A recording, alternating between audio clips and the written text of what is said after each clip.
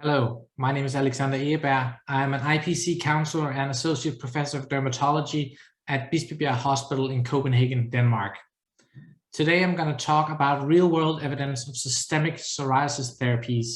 And I'm going to talk about what we mean when we're saying real-world data or real-world evidence and how that compares and differs from clinical trial data. So these are my disclosures.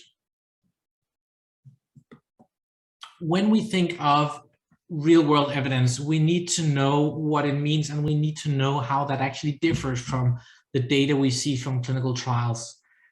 So when we do a large clinical trial in psoriasis, for example, the patients that are enrolled in that trial usually have to fit into very, very strict inclusion criteria. For example, the severity of psoriasis, the duration of psoriasis, and also they had to fit in with this box of exclusion criteria as well.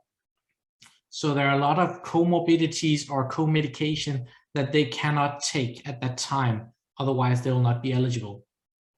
At the same time, when you're in a trial, you have to follow a very strict study protocol. And there are very, very strict guidelines in terms of how you should handle small deviations or problems that occur during that trial. And you're seen at very fixed time points. In real life, things are a lot different. So first of all, we don't have the same strict criteria for who can get therapy. We have an indication for a drug and we have contraindications. But aside from that, we have much more wiggle room than you have in a trial. That also means that we have dose recommendations for groups of patients, but sometimes we may need to deviate from those.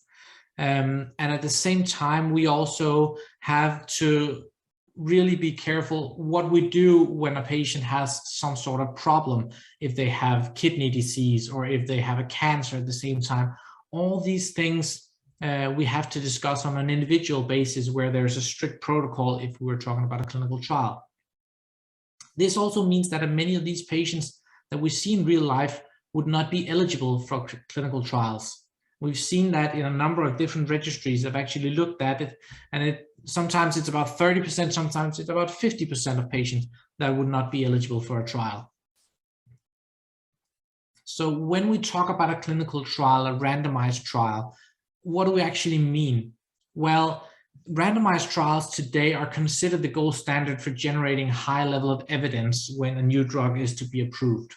But really what a trial like that tells you is that if you take a group of patients under certain conditions and patients with a certain comorbidity profile or lack thereof and a certain disease in a certain severity, if you treat them in a certain standardized way, then we know you will get a certain response. So this is very standardized, and it can give you an indication of how a drug works in that specific population. Now, that doesn't necessarily translate into real life. So that's why we have observational studies. Observational studies can look at a number of different things, and they have the advantage sometimes that you can look at something that couldn't be approved for a clinical trial because it would be unethical. For example, you cannot do a randomized controlled trial where you actively expose half of the group to smoking during pregnancy and the other group you don't. That would be unethical, of course, but we can observe that in an observational study. In the same way, we can use observational studies to look at events, for example, safety in very large populations. If it's a very rare safety event, that of course has the advantage that we can follow patients without having to set up a very expensive trial that would take 20 years perhaps to run, which would not be feasible.